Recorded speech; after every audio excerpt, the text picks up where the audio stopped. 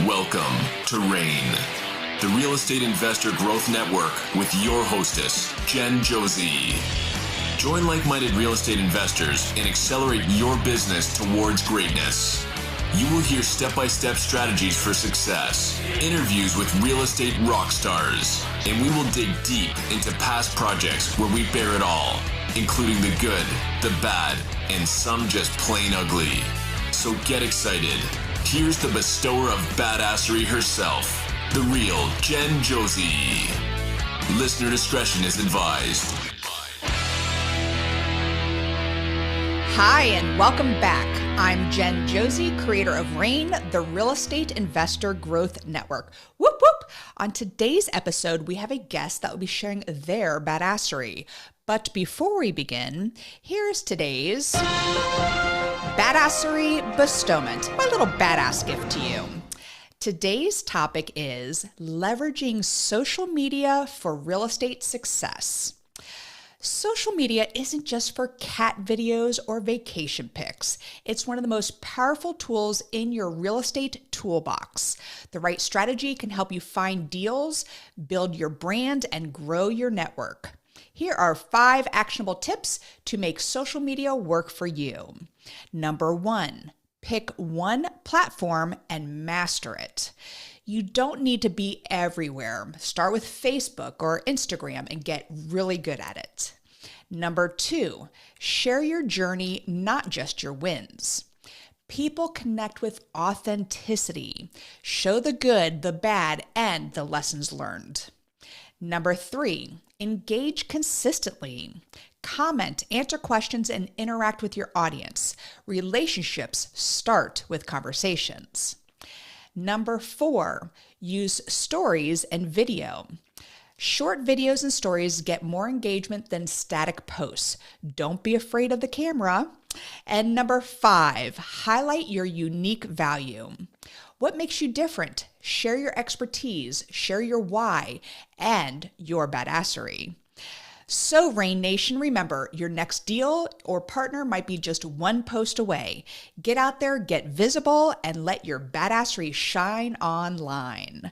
Now, on to today's episode of the Real Estate Investor Growth Network podcast. Today, we have with us Wayne Courreges III, a true leader in the world of commercial real estate syndications.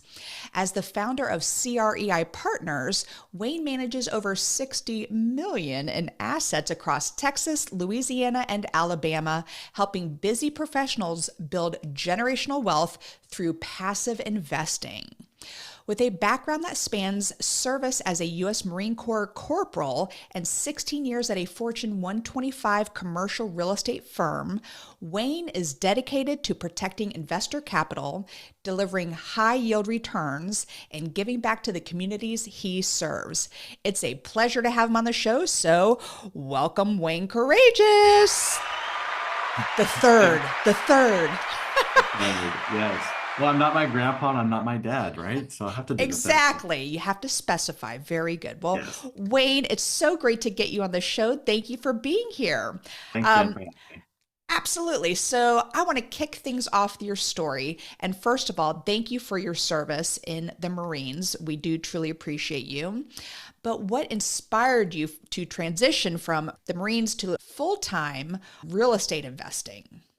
Oh, that's a lot there. That was a lot, wasn't that? That's a lot. Yeah. I do say like not as lean, not as mean, but still a Marine. So that's sort of what I go by. But yeah, I was served 2003 to 2007. It does feel like a whole another life ago. But yes. Yeah, I mean, I really started my real estate passion in high school. I mean, it goes way back then. There were some people in my life that were heavy real estate investors, developers in and around Austin. And so I was on a show yesterday. I thought it was a good analogy where that rich dad, poor dad was really prevalent during that time where, my parents did very well there. We both retired and both happy and such, but it was a different stress level and a different mindset and way of doing life than say the rich dad. Right. And so rich dad was doing real estate. And so anyway, that exposure at an early age made me think about real estate at obviously an early age as well. So I joined the Marine Corps 2 days out of high school. I actually Oh, signed up for the Marine Corps September of my senior year.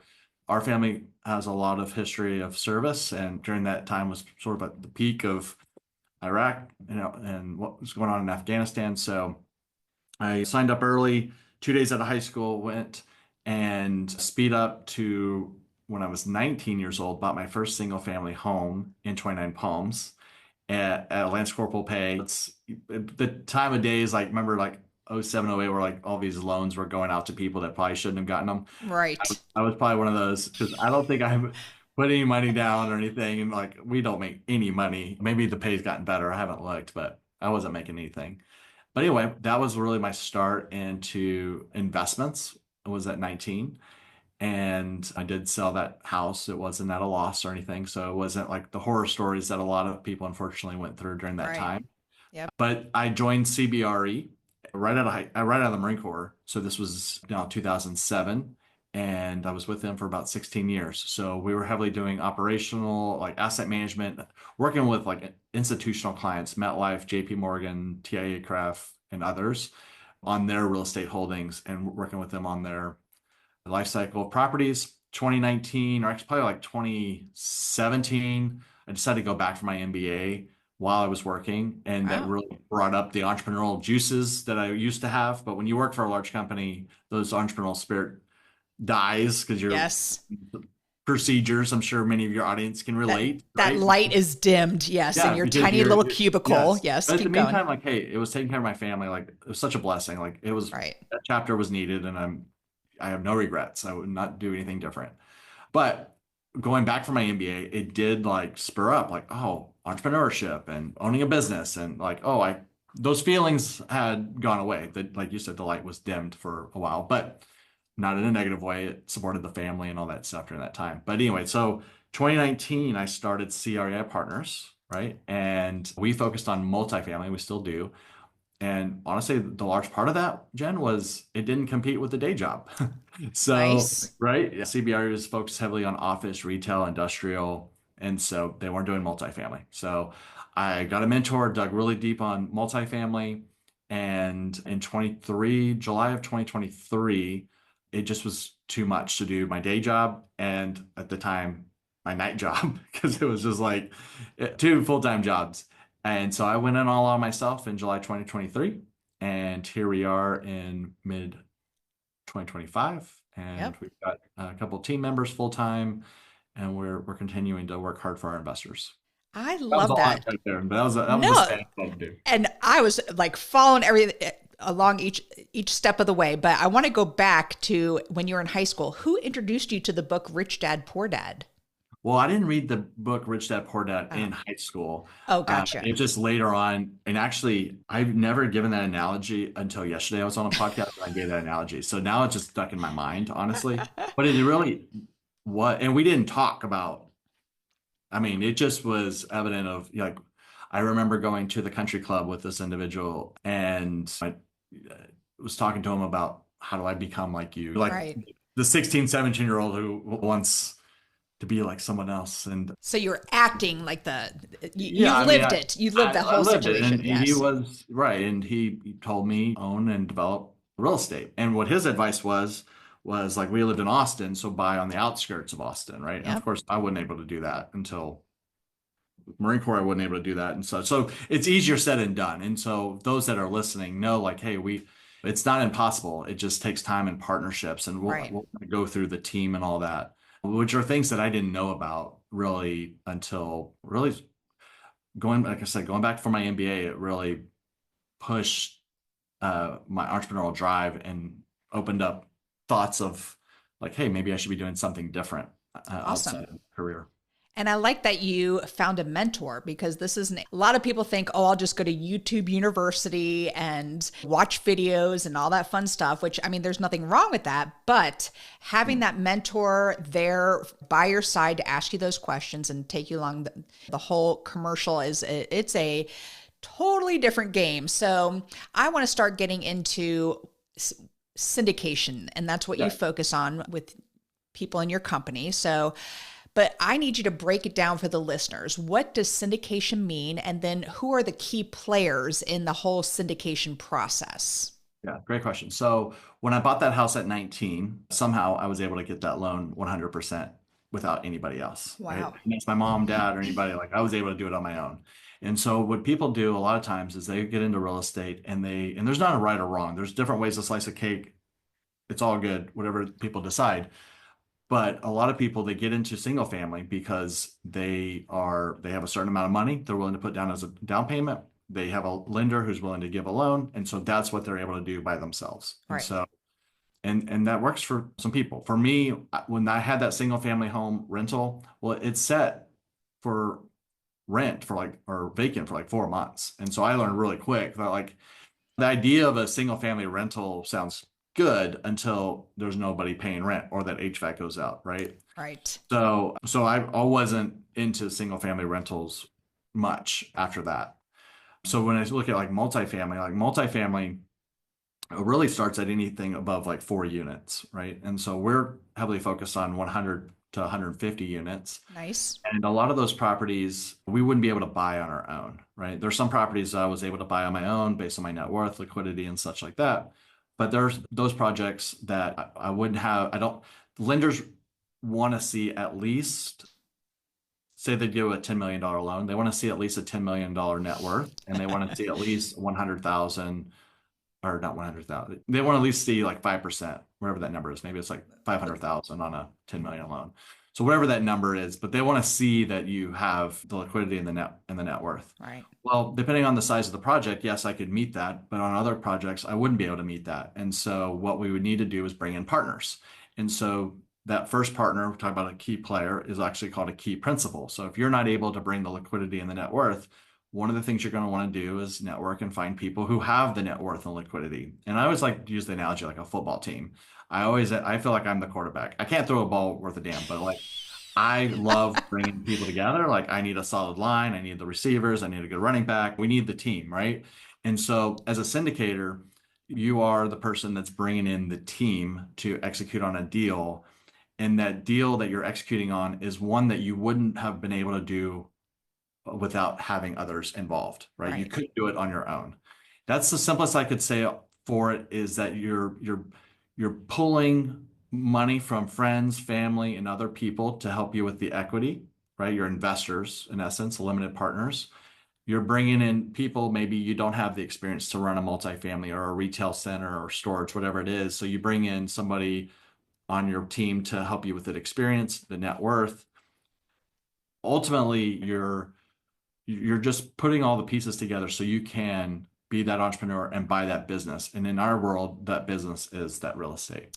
Got it. That was such a great explanation of it. I love the whole football team analogy. And so what would you be in that situation? Because you said limited partners. Give me some other of the key players. Yeah, so limited partners, how to structure this. So when you buy a property, a commercial property, that typically is purchased through a special purpose entity, SPE. Okay. So you would be creating an LLC. Like you're in North Carolina, you would create an LLC, potentially in North Carolina. We do it in Texas. So we would have an actual limited partnership entity that would actually be holding title to the land or the property we're buying.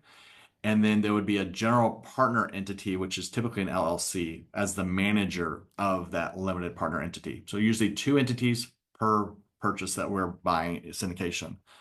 In that limited partnership entity, the LP entity, it could also be an LLC, or talk to your attorney based on what state. Talk to your attorney. Talk to your attorney. That's a team member. Yes. But for us in Texas, because we have what's called a franchise tax, the recommendation from our attorney was to do it as a limited partnership. Okay. For that entity. So that limited partnership then so you think about limited partnership as the umbrella, and then there are the managers of that partnership and members of that partnership. Okay. So limited partners are typically the equity investors. They're typically bringing in 50,000, 100,000. I've got $1 million plus investors. They bring in a portion of that equity to pull money together to be able to buy that asset. So question on that, do they have to be accredited? So great question. So all the syndications are governed by the Security Exchange Commission, SEC, and the SEC has regulations on that. Now, a 506B, Regulation D 506B offering, Right. the syndicator would be responsible for working with another SEC attorney or someone for the paperwork side.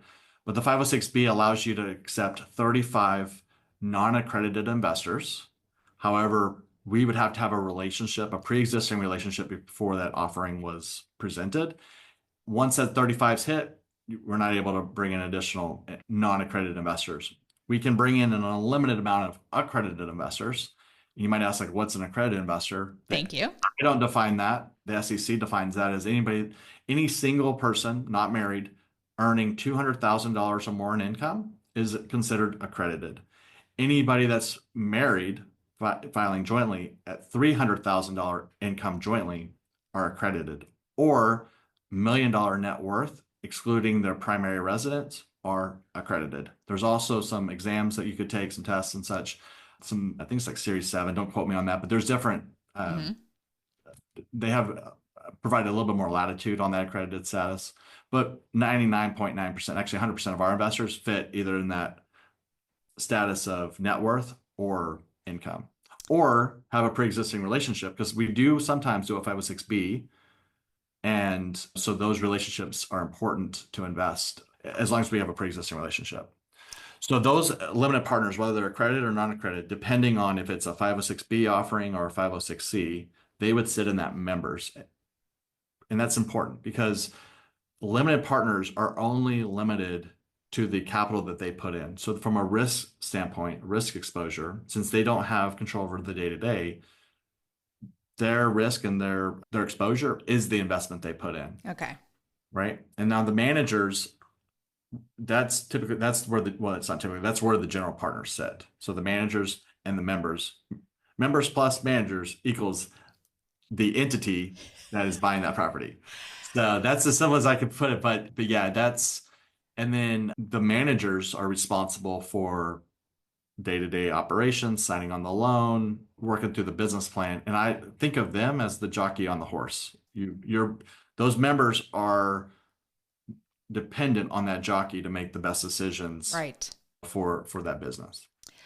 So well said, Wayne. Thank you for breaking it down like that. And I mean, I love your analogies that you're using here. And because there's so many people who think maybe if someone passes away and they're left a chunk of change and they're like, I want to get into real estate now. And they'll take a course about how to flip houses. And they're like, oh, I really don't want to get my nails dirty. So this is a truly passive way for people to invest where they're parking their money. Now, if I had 50,000 laying around and you and I had a pre-existing relationship or I'm accredited, whatever, what does it look like to me as an investor? I'm investing $50,000. How am I making money? How do I see if I'm making money? Do you have any type of software, portals, stuff for us to look in? So this is totally off topic of what questions I had here, but you're sparking so many other questions in my brain. Yeah. So I love how does it look like for the investor? Yeah. So say you are ready to invest, say $50,000. We always like to have the pre-existing relationship. So there's always those relationships, whether it's accredited or not. It's not required for accredited, but we enjoy the relationship building because what we want to find out are two things. Three things. Are you a good fit? Are you a good person? Because we're going to be in a partnership in essence for 5 years. You want to know that about me. Are you comfortable with me as the jockey? Am I comfortable with you as a limited partner? Because if you're going to need that money next year, that's not a good partnership because I can't give you that money's not liquid, right? So that's one. The other thing we want to find out, and those that are listening, is are you a cash flow investor or are you an equity upside investor? So just like stocks, there are risk profiles, and some people have a higher tolerance on risk depending on where they are in their investment cycle. So for example, we have 80% of our portfolio is multifamily. 20% is that speculative world where we're developing a storage facility, or we have a 150 unit multifamily under development, or a Spring Hill Suites under development, or an office retail under development. Awesome. More risk, hell of a lot more return. Right. That's 20% of our portfolio. That's my comfort. Just like in a personal stock world, like I'm okay doing 20% in these like growth stocks, these unicorn companies that I hope. It's like that's the portfolio. I'm okay with it being higher risk, higher reward. Then 80% of our portfolio is those day one cash flowing multifamily properties. And so those, when we have those type of opportunities and you're in our investor list, you get an email saying, hey, we're going to do a webinar. And that webinar, we bring in people, we present the business plan. And I think when people, we shouldn't think of it more complicated than it's just a business. That property that we are presenting has income, expenses, net operating income, the debt, and then after all that's paid is profit. Right. And so if you think of it as simply as a business, my job as a sponsor syndicator is to find the best businesses to buy. And I buy cash flow. Going back to our show, like we buy cash flow. Yeah. And so cash flow in the essence of real estate. So we present the opportunity, share the business plan, share about the team, share about the experience, to share about the value add, why we like the deal, all the stuff. So that's part of the webinar. From that standpoint, if you're ready to invest, then what the tool we have is actually an investor portal. It's through Cashflow Portal, where all of our investors have all their properties they've invested with, all the tax documents, private placement memorandum, all that is in a portal. That's There's no like DocuSign or outside the portal and like all the communications in the portal. We do monthly updates with monthly financials. We do all the K1s. We provide, so there's always that clarity there. Now, as far as the returns, what typically people would see in a return, at least on our syndication, is we do a preferred return model. And so that preferred return typically is a 7 or 8% preferred return, meaning Eugen would have to get if you invested 100,000, so you got that 8%, that 8%, 100% would have to be paid to you first before I see any. Okay. So there's a stick for me to pay you first before we get any split. And how that typically works is 100% up to your preferred return, and it accrues year over year. So like say year one, I only pay 4%. Well, then the other 3 or 4 goes into year 2 and it continues growing, right? So I like that model because some models, and this is where as the listeners meet syndicators, some of them just do a 60-40 split. Whatever the profit is, we split it 60-40, 75-25, whatever it is. There's not a right or wrong. It's just my comfort and where I feel like the best way to take care of my investors is to do a preferred return. Once they hit the 7 or 8% pref return, then it's split 75 to you, 25 to me. Wow. So it's still heavily regarded for the passive investor, and then we start seeing cash flow. And then once we hit 18%, it's split 50-50. The average annual returns over 5 years is typically 20%. And you think about it, it's the cash flow year over year, and then the equity upside that we get. So typically our deals are 5 years, and those are typically the return. Equity multiples typically 1.8 to 2x multiple over those 5 years. And what we're really not talking about, we're talking about a lot about cash flow, but the incredible thing about real estate is the depreciation and the paper losses. Yes. And so that was going down. I think this year was at 40% for 2025. Now it's gone up to 100%. And so it's incredible but people get confused, like passive losses offset passive income. Right. And then we can talk about the real estate professional status if you want. That's a whole nother incredible badassery thing there. But most people are going to fit in that non-real estate professional status world, which is still 100% depreciation, which is, I mean, that's why the wealthy invest in real estate or oil and gas and other assets that provide that depreciation. Huge. Again, I love your answers. So what do the payouts look like? Is there one payout at the end of the 5 years? Why 5 years? Do they get monthly payments? Like what's going on with the payouts for that investor? Yeah. So every sponsor is going to do something maybe a little different. Some may not pay the first distribution until 6 months after acquisition. We really try hard to find deals at cash flow day one. So we do quarterly. So the first quarter we'll do a distribution. So every quarter there's a distribution, and then at exit there'll be a much bigger return because you have that equity build. So why 5 years? So really good question. So most commercial real estate loans are 5 to 7 year loans. When you look at like single family, you have a 30-year amortization, 30-year loan. In commercial, it's typically a 5 to 7 year. I also am not a very patient person. Like I do not want I don't want to have a property for that long. Because you think about also the repairs and maintenance over time. So we're buying 80s, 90s product, and there are people Yep. out there that buy like new product, right? And there's pros and cons, and we can go through that if you want. But like for us, it's 80, 90s because we find like, hey, there's enough value add. But if we put in, say, 500,000 in CapEx on exterior, well, that will be good probably for 5 years. And then after that 5 years, there's probably going to be another roof leak or another boiler issue or another something where I have to bring in more capital. So I think it's good for multifamily in particular just to have that 5 to 7 year refresh of cash. Is it like a stabilization process, or It's not really it's just the stabilization, though, like just the loan loan. situation? Yeah. Okay. So it's typically amortized. So multifamily in particular is amazing on loans. One, multifamily has a 30-year amortization. Typically, like on my storage and office retail, typically that's a 20-year amortization. So you get a longer amortization, which means more cash flow. And your rates are typically it's non-recourse, typically fixed rate debt. And so you have a 30-year amortization, but typically a 5 or 7 or a 10-year balloon payment. So we just have done 5 years because in our hope, we're both cash flow and equity upside investors personally. And so that's why we're pushing a lot of these investments. So we'll do a 5 year hold and with the hope of doubling our money every 5 years. Sometimes we have to extend and maybe it's a 6 or 7 year hold, but because we don't want to sell in a market that isn't good. So Right. there usually is some flexibility with some type Okay. of year extensions. Well, thank you for explaining that, because I'm sure people are like, why aren't you holding this forever? So going back to my questions here, because literally now I'm on question two, because Yeah, no, I that's just good. went total different direction here. So Awesome info. you've built CREI Partners into a powerhouse with over 60 million in assets under management. So for our listeners who are new to the game, can you break down what solid underwriting techniques really means? Why is it so crucial for a deal to work? That's a loaded Hmm. question, wasn't it?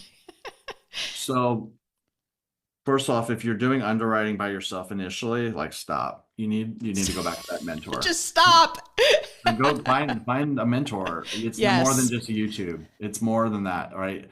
Because you can plug and play into an underwriting, but it's an art. It's not a it's an art. And I have a hard time finding analysts who understand that it's an art Yep. because there's all these different levers, right? And this is where passive investors need to know what those levers are. For example, you've got income growth. What is a good projected income growth? Sometimes it's 0% year one, or maybe it's 2 or 3. I typically do 3% still because a lot of my in-place rents are still below market. And Okay. typically we see a 3 or 4% year over year growth. Some people don't like that. They're like, no, I'm going to be super conservative. I'm going to do a 1 or 2% year one because rents are flat. I've never had people, if they're going to move, they're moving because they're relocating or whatever, but they're not going to, if they're already below market, they're not going to balk at a 3% increase, Okay. knowing that the next door neighbor, like going to another property, is going to cost them moving fees, Right. going to cost them time, stress, and then they're going to have to pay a new security deposit, and then they're going to have to sign or a new lease that's going to be market. So I typically would do that, but that's something from a passive investor standpoint because I like to really educate on the passive investors, even though I know some active investors are likely listening in. Active meaning they would be doing what we're doing as a Mhm. sponsor.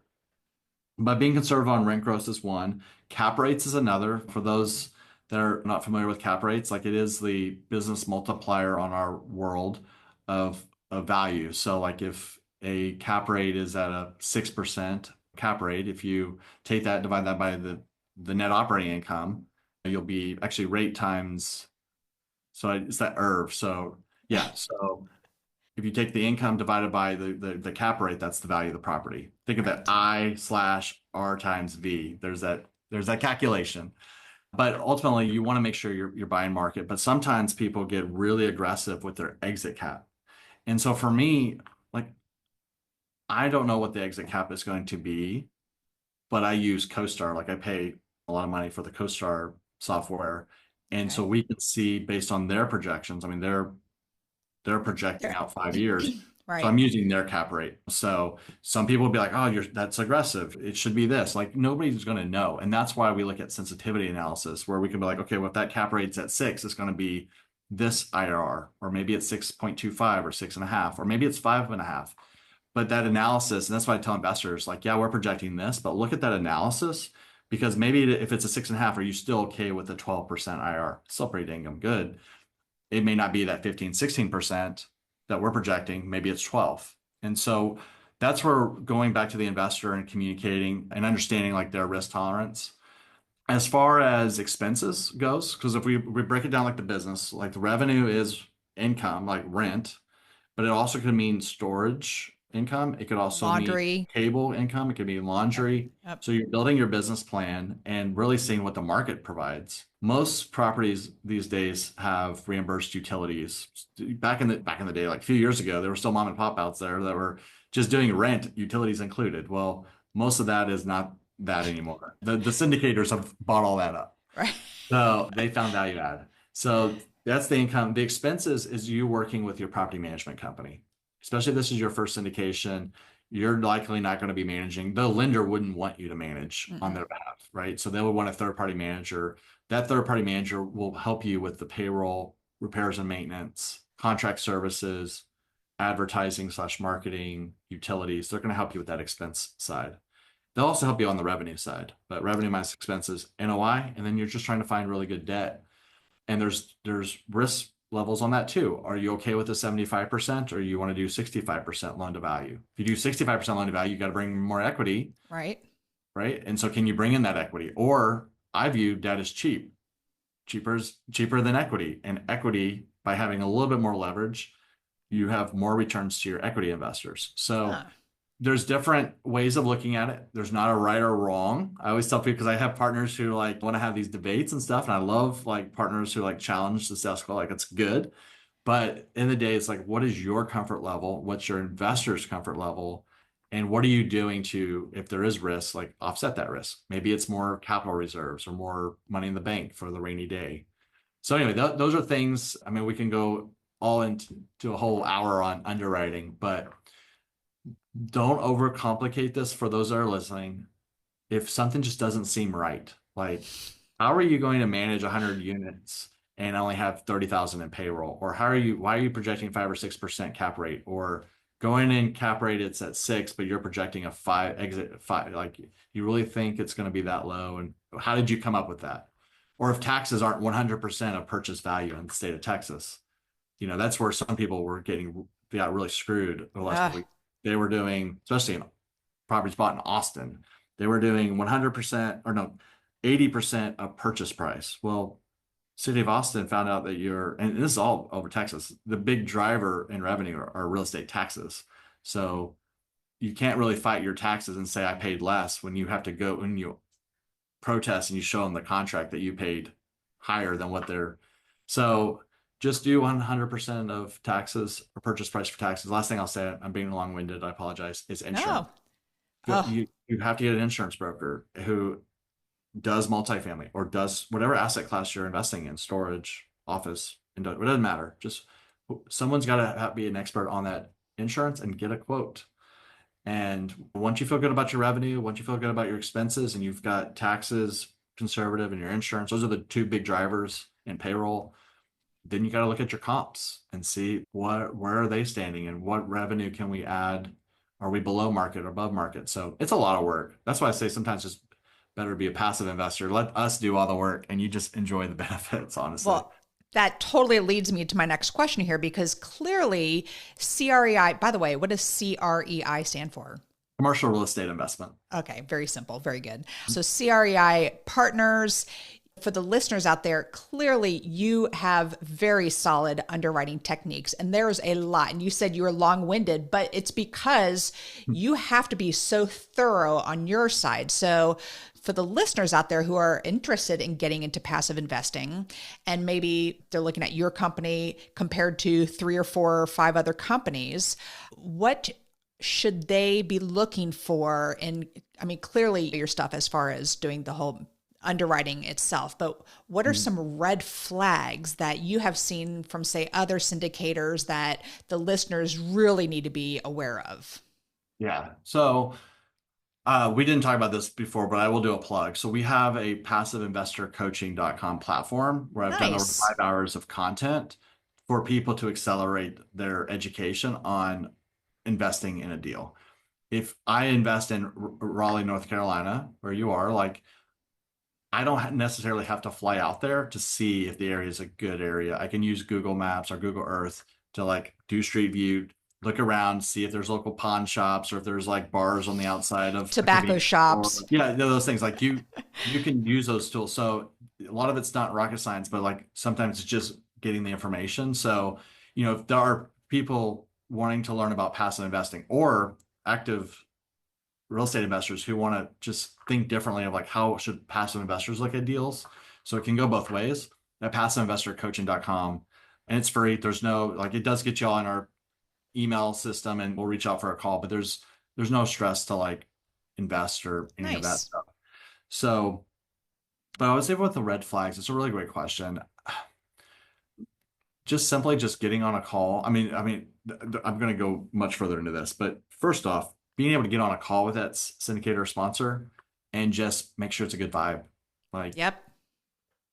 we've survived our age because of our instinct to follow our gut. Maybe some of those were bad decisions, but we learned from them. But I think for the most part, like we can make a good decision if somebody is good people. My dad likes to say like good blood. Does he have good blood or not? Yep. And like, so that would be step one, like just getting their feel of things. And I would also say step two, failure is not a bad thing. And I think when real estate has its ups and downs, right? Mm-hmm. And for many years, real estate was doing extremely well. And with real estate being the original investment of all time back in the like caveman days, like real estate has existed forever. So there's going to be these ups and downs in these cycles, but how open are the syndicators talking about that experience? And what I mean by that is I've seen a lot of sponsors. I get calls from people like when we go buy a property. Most recently, we bought a property and I was getting calls from that other person's investors wondering about the status of that deal because it was not performing. And they were like, oh, I see that you're raising capital to buy this property. And it's mind blowing. I'm like, why aren't people communicating, the sponsor Wow. communicating of what's going on? And so I think it's important to ask them the good, bad, and ugly is part of your like My badassery bestowment. Yes, your exactly. intro of it. Because if they've been in the business long enough, they're going to have failure points, right? Fortunately for us, we haven't lost investor capital, but we've had one deal, like literally one deal that has like caused me so much stress and so much time. It was bought at the peak of 2022 and we pushed the business plan and it just always been my struggle. Yep. But I'm open talking about it and like, hey, there was a lot of lessons learned in that. And we did a modification on the loan and there's many, unfortunately, people, and maybe it's the Marine in me, but like I go into like challenges, right? And I always have, but some people aren't wired that way. And so you want to find out through your sponsor syndicator, like what has tested them? Like what have they gone through? How do they communicate, good or bad? Did they put their head under a pillow? And you can get those vibes by just having that conversation. And to tack onto that, it's how important they bounce back from those situations because, I mean, it's going to happen. I just had a deal go south and we're making our lender whole throughout it, but it was extremely stressful for us, but we're bouncing back because that's what you have to do in real estate and that authenticity. So I love that you brought that up. So Wayne, any more red flags? So we talked about just genuineness. We talked about talking about both good and bad. I would just, if you have questions on the business plan, and I'll just leave it at this, like they'll probably have a webinar or something going through. If they don't want to share their underwriting or they're not willing to answer questions, Ooh. and maybe they don't need your investment. There are those sponsors, they like those easy investors that come in. It does save them time. But I mean, I think it's important to like, we're busy and we've got our set of investors, but like we spend time and answer questions. And I have hired and invested in the company a full-time investor relations person to also be able to not only just wish you happy birthday on your birthday, like have some experience with that, but also just to be like there to answer questions or be a conduit to our company. So seeing what they're built out, are they part-time? Are they working on this? Like, do they have a full-time job or they don't? Like that was me. Like I'm not saying that's a bad thing, but who on their team is full-time? Like somebody's got to be all in on real estate. And so There's a lot more, obviously, but just from a time standpoint, I think those are the big ones. Just really trust your gut and treat this like a business. Yes. It is a business, and you're evaluating a business, and does it make sense or And not? And one I'll tack on is you brought it up was mentorship, and are they tied into a community of other investors that they can lean on in situations where it's tough? And so I'm throwing that one out there as well. But Wayne, I went totally different direction. I had all these other questions for you, but I feel like what we discussed really is going to make a difference for the listeners out there. So if they have any questions for you, if they want to learn more about your company, how do they find you? Yeah, so check out passiveinvestorcoaching.com. When you sign up through that, you would also get in our circles with our emails, and also Communications. there'll be a Calendly link where we can connect as well. You go to CREIpartners.com, and then there's ways to communicate to us there. But really just pushing the education aspect, because everyone listening to your podcast is obviously thirsty for education. And so Thirsty. whether you want passive education, active, that passiveinvestorcoaching.com, I put a lot of effort into just opening the book and accelerating learning about passive investments. Well, I love that. I love that. And you're giving that away for free. Yeah, it's for free. And then if you get an email and you don't like us, unsubscribe. There's no pressure at all. I don't care. I just wanted the value of like, hey, because I have a meetup. It's the fourth Monday of every month. It's a virtual meetup, and we get people all over. So I've had investors who take all 12 months. They go through our meetup. We bring in different speakers, and then they invest. And then they're like, oh, this actually is legit. And this is a K1 document, and there's paper losses. And so then I was like, man, it's taken them that long to realize like this is actually really a great thing. Yeah. So why don't I just do like a 5 hour or so, like dive deep, and then they can, if they really want to learn quickly, they can. And we go through underwriting, we go through red flag, we go through all of it. But no, it's just my way of, there's nothing worse than hearing from people who didn't ask the right questions, got in on a wrong deal, and then they lost their investment. When I'm like, man, if you could have just step back, listen to your podcast, Jen, or done my passive investor coaching program or whatever. So it was a important thing for me to just put it out there for content and education. So curious, because I've been hearing, but with you are more involved in the syndication side of this industry. Are you hearing a lot of shit shows going on out there? Excuse my French. And I love it. I'm so grateful for it, because that is real estate cycles. And oh, by the way, like this isn't just, man, now you got me going. I'm excited. So now this isn't just like individual syndicators, because think about when people buy an asset, like it goes through a lot of underwriting through the lender, an appraiser, all this stuff. And not only are individual syndicators been going through hard times, and nobody wants hard times for anybody. Right.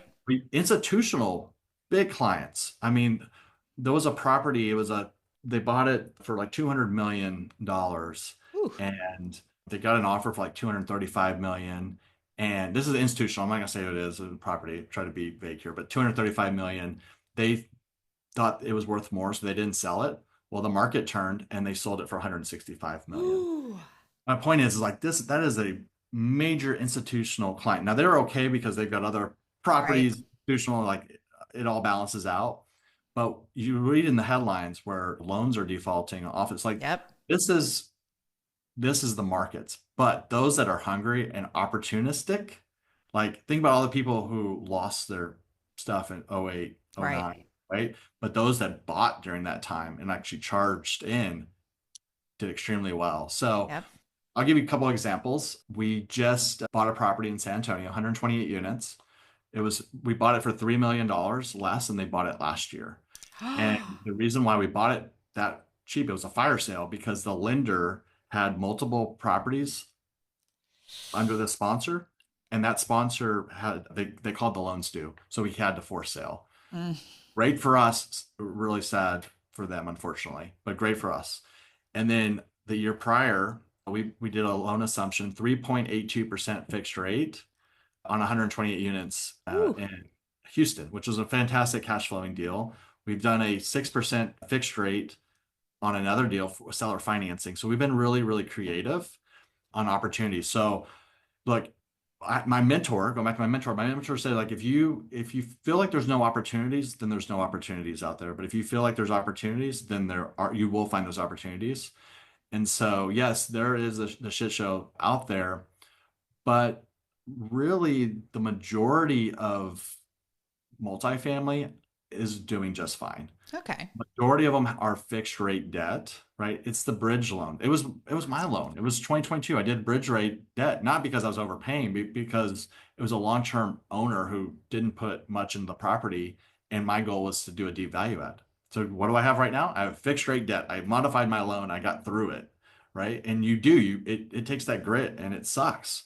And sometimes you can't get through it because it Right. is what it is. But how are you going to communicate to your investors? What are you going to learn from it? And those are the things I want people to talk more about. And so that way we're better prepared for the next go round. But there's definitely cycles. I do think we're at the bottom of the cycle. And I think if we're buying it now, things will be coming up. Doesn't mean it's easier. In fact, I find it harder. People don't seem to want to invest as much, right? Mhm. Because they've been Burned. experiences. But Yeah. I'm like, history shows, like, when it's down, this is the time. So Yep. it's just educating and not pressuring anybody. People are going to be comfortable with whatever life chapter they're in at that time. Well, you seem so genuine to me, and I bet all of your investors, everyone who works with you, they are so lucky to have you because, you get creative. There's people who put up the blinders, and this is the only way to do it. And I love that you have some seller financing stuff and everything going on. So, Wayne, thank you so much for sharing all of that. We are going to move to the second part of the podcast. See, I skipped like 10 questions I want to ask you, but We had a good conversation, though. great conversation. So it was definitely well worth it. But we are moving to the second part of the podcast here, which is what makes Wayne Courreges the third a badass, which you are. And I use the acronym badass, and the first letter is B for book. So what's a book that's made a huge difference in your life?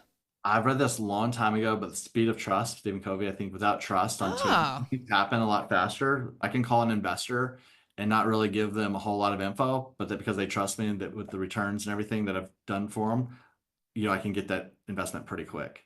And so whether it's in scouting or wherever I'm doing, that Speed of Trust, that book is fantastic. It'll definitely grow teams faster and just get things done a lot more efficiently. I got to check that out. What's the other book that he did? No, Oh, there's so many. Yeah, the Stephen Covey. he's done. Oh, now I'm going blank. No, But I know. I'm going blank too. Seven Habits of Highly Seven Effective Habits. People, Yes. First Things First, The Eighth Habit. Again, there's so many, but Yes. that one has always, and I got that with CBRE like early in my career, and so it's been a while. But that book is always just, I mean, Really influenced since you. everything is based on trust. Yeah. So People want to work with who they know, like, and trust is that third. So very well said. All right. The first A in badass is for advice. You've given us great advice, but what's the best piece of advice you've ever received? So I got a lot of advice. One of the things, it just popped up in my mind. It wasn't what I was initially going to say, but something's telling me to say this. So somebody out there must need this. Going back to an analogy of like going to a new analogy of cooking, like you have different things cooking. Some is going to take longer, some is going to take shorter. When you feel like certain parts in your life aren't going as well as you had hoped, go to the other pot or focus on the different thing. Because the W-2, like when I was working for W-2, it did sometimes feel stagnant. I did feel like I'm not getting that promotion or I'm not getting that. Well, it's like, okay, well, my mentor, my boss, who was my GM, good friend of mine, he's like, well, focus on your family. Like if you're feeling stagnant or things getting tough at work, like put more time into another thing that's going to give you that joy and the happiness. So that was not the way I was going to go with this, but that just like something told me I needed to say that, where you're not going to have all things cooking perfectly or going well, and that's okay. That's life, but just means you just need maybe focus in on something different while that other thing is just lightly boiling. Yes, put it on the back burner. I love all your analogies. Thank And you. I agree, because even this whole conversation went a totally different direction, because I felt people needed to hear other things about you than what the chat GPT came up with for questions here. So, all right, the D in badass is for drive. What drives you to be successful? Mm. I've got mouths to feed. I've got three amazing children and amazing wife and team members. They depend on me to lead, and it's ups and downs, and it's not Mhm. always perfect. I mean, but for the most part, if we keep doing base hits, we're going to win the game, Very right? We nice. don't have to do a home run. I'm just like pulling all these guys out. Boom. I'm like, what did that came out of nowhere? But I'm like, yeah, you do. You just that's all you need is a base hit every day. Love it. So I that's what we're trying to my do. my big analogy is the bus. That's my business, and I'm putting the right people, the right seats on the bus. So that's my analogy, and you're going to steal that for your next podcast you Like that watch. one. There's a book on that, isn't there? I feel Is like there's. there? I have it in my garage. I'm gonna email you this bus. Awesome. That is funny. All right. The second A in badass is for aspiration. I'm a big goal setter. So, what is a goal you are currently working on? Well, we are about to do an 8-month RV trip with my family. So Stop the it. goal is in progress, but that is something we've been talking about forever. Even back when I was working for with CBRE, was to do a. So my son, he goes into 8th grade this year. I've got a 13, 12, and 10-year-old. So I was like, hey, if we're gonna do this, we need to do it now because I don't want to do this when he's in high school. Scott, right. It's high school. So yeah, I've got Fridays are going to be travel days and we're going to be going, and that's the power of real estate and entrepreneurship. And yeah, I've worked my ass off for all these years to be able to get to this point. So it's not something I could have done early on. Maybe I could have. Anybody can do anything, but with my risk tolerance and what I was willing to sacrifice, like this is a great time to go do that. So that's a huge aspiration just to get through it. We're not selling our house, we're not renting our house, Jen. So like if we just don't like it or something comes up, we can leave the RV there and fly home or turn the bus around and head home. So that's one, but honestly, I want to continue doing great deals for my investors. I do think I do. And this is, I have a mindset coach, and prior to this call, I was with my mindset coach. And part of those things is like, you want to feel like you're doing the right thing for your investors. And I want to keep finding good deals and deals meaning like there's some sponsors out there doing like monthly. Like, I'm like, how are you doing all these deals and still operating them well? Like, we want 2 to 3 good deals a year Yep. and operate and execute well. So that's an aspiration. It's just keep doing good for our investors, and everything else will come along after that.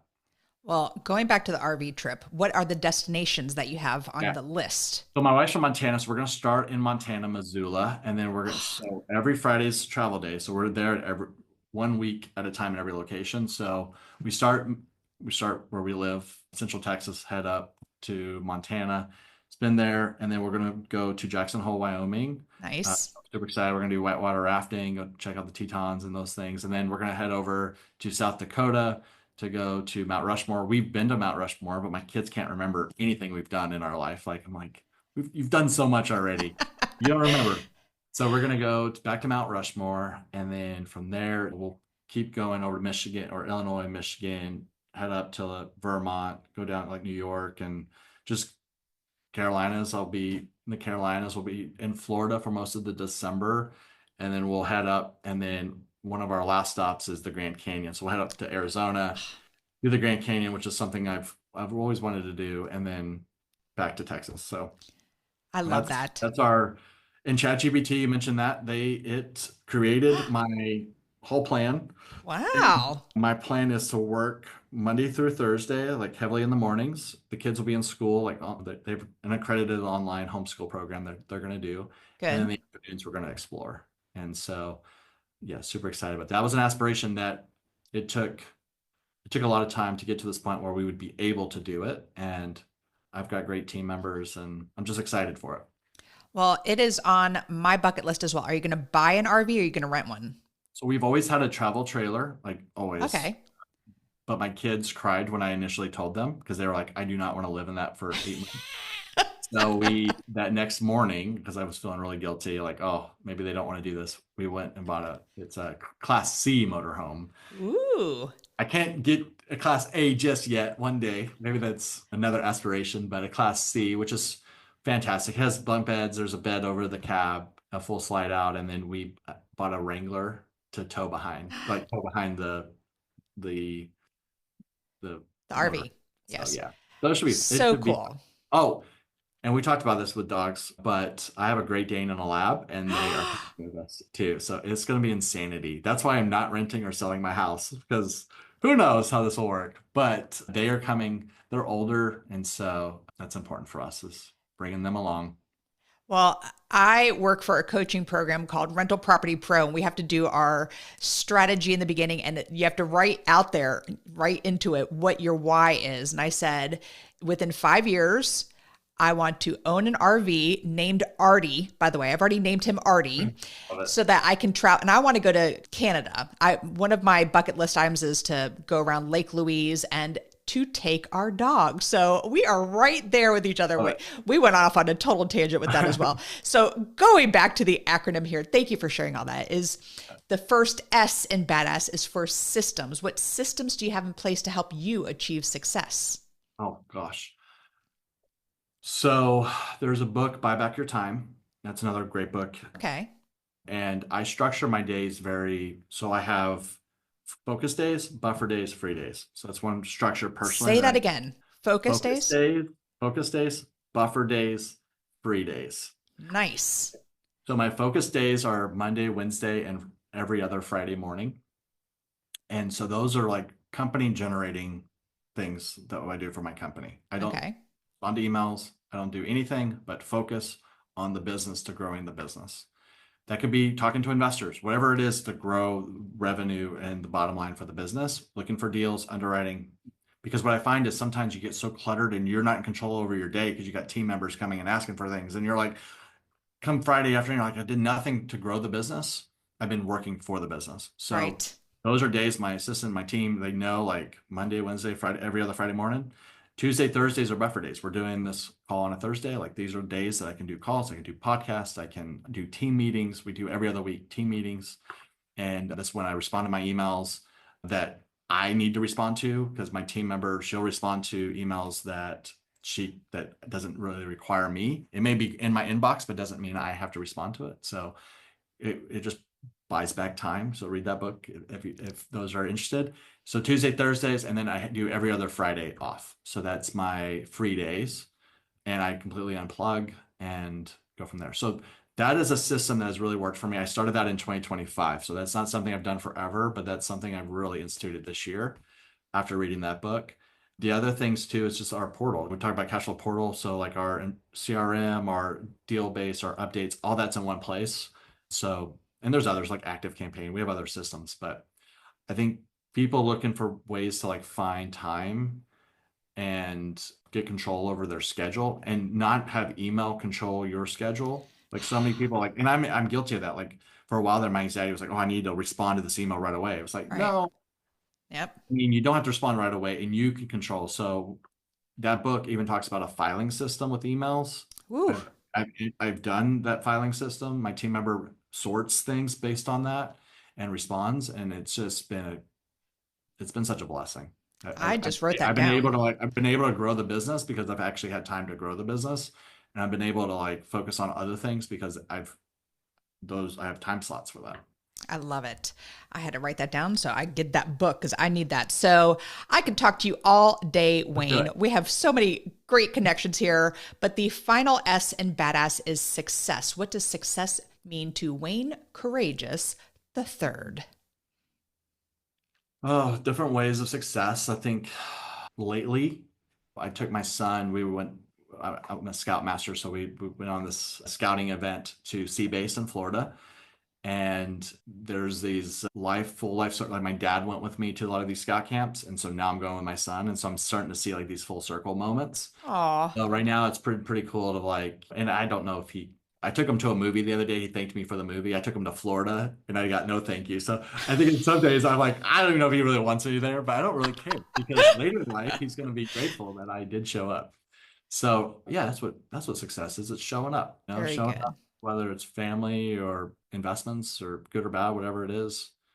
Um, the other thing too, I'll try to be really quick with this, but I define wealth not by like the zeros that are in your account, but just by your freedom. Like if you are bringing enough passive income to cover your bills and live where you can just be free, like you're wealthy. Like So many people are so focused on like, oh, I've got to be 10 million before I retire. It's like, man, if you can, I mean, if your investments or your outflow with everything is 5,000 a month and you're bringing in 5,000 in income passively, like you're doing pretty well. So Yeah. I think we need to give ourselves some little grace on really what we consider success from even a financial standpoint. Is financial freedom doesn't mean to have all those zeros. Passively That's invest, true.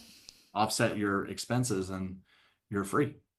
Absolutely. Well, showing up is fabulous. And I appreciate you showing up here for this podcast because this has been so great. You are so good at explaining things and really breaking down those mysteries behind syndications. And I just do truly appreciate you being here today. Wayne, thanks so much for being here. Jim, appreciate you having me. Absolutely. And that is all. Thank you for listening. We will catch you on the next episode. Now go out there and share your badassery. And don't forget, make it a great day. Take care. Bye-bye. Whoop, whoop. Thank you for listening to RAIN, the Real Estate Investor Growth Network. Be sure to subscribe on your favorite podcasting platform so you never miss an episode. If you need more badassery, you can follow Jen Josey by visiting therealjenjosey.com or become a member of RAIN by registering on rainmastermind.com.